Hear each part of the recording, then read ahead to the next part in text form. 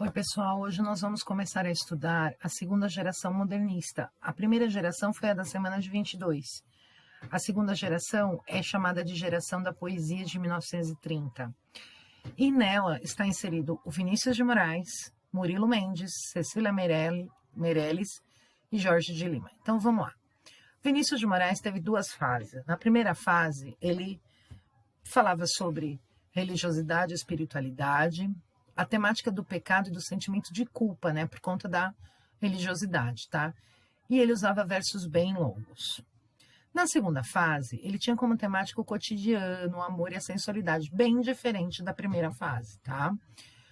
Aí ele tinha versos livres e ele tinha uma regularidade métrica, tá? Mas os versos dele não eram tão longos assim. Ele é marcado pela renovação da forma tradicional do soneto. Ele retoma o soneto, né? Aquele poema que são 4 estrofes, 4 versos nas duas primeiras e 3 nas duas últimas, tá? Ele retoma. Tanto é que ele tem várias produções que se chama soneto de alguma coisa, né? Aí, na sua obra, a gente pode destacar a Antologia Poética, que é a reunião dos poemas mais representativos da sua trajetória, elaboradas por ele mesmo, tá? Então, nessa obra tem o soneto da fidelidade, né, o soneto da separação, né, toda aquela obra dele, tá? E aqui tem uma fotinho dele aqui quando ainda era bem novinho, né? Bom, Murilo Mendes. O Murilo Mendes, influências modernistas nos primeiros livros, que é a linguagem coloquial e poema piada. Agora, a partir dos anos 1930, ele mudou um pouquinho. Então, a poesia dele tinha temática religiosa, sempre vinculada ao catolicismo, que ele era questionador e humanitário. Então, ele questionava muitos dogmas religiosos, tá?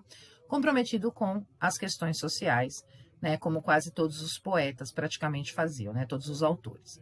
Ele usava muito surrealismo, né? Lembra das vanguardas europeias, né? Ele trazia imagens desconexas, produzidas por associação de ideias nos seus poemas. Então, nada era muito claro, tá?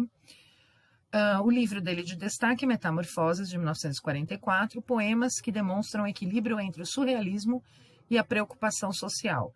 Duas marcas importantes da obra do autor. Ele fazia muita crítica social, tá?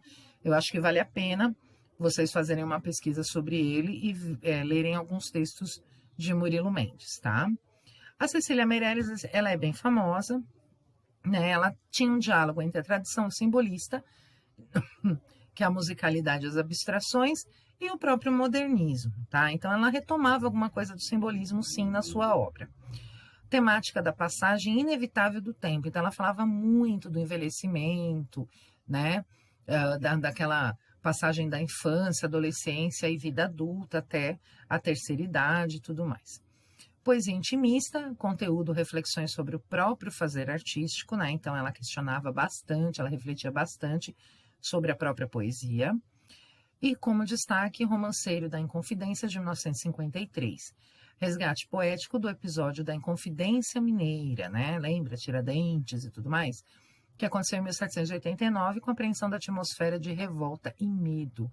Então, ela vai denunciar também, fazer uma bela de uma crítica social aqui, tá bom? Aí, a gente tem o Jorge de Lima. O Jorge de Lima, ele é o menos conhecido dessa galera, tá?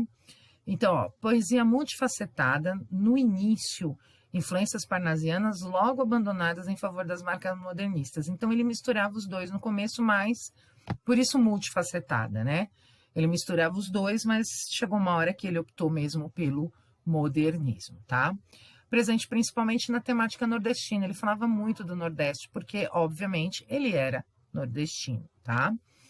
Temática da espiritualidade, que ele fazia muita parceria com Murilo Mendes, principalmente no livro Tempo e Eternidade, de 1935, tá? Ele tem como destaque Poemas Negros, de 1947, que obviamente a temática do negro com manifestações da simpatia pelas marcas africanas na cultura brasileira e o elogio à mestiçagem.